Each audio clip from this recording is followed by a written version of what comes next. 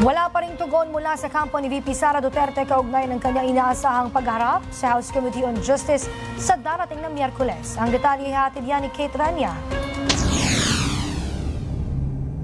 Bilang bahagi ng deliberasyon ng House Committee on Justice hinggil sa mga nakahaing impeachment complaints laban kay Vice President Sara Duterte, inanyayahan nila ang pangalawang Pangulo na dumalo sa pagdinig sa Kamara na isasagawa sa March 25. Ngunit ayon kay House Committee on Public Accounts Chairperson Terry Ridon, hanggang ngayon ay wala pa rin natatanggap na anumang mensahe o pahayag mula sa kampo ng bise kung dadalo nga ba ito.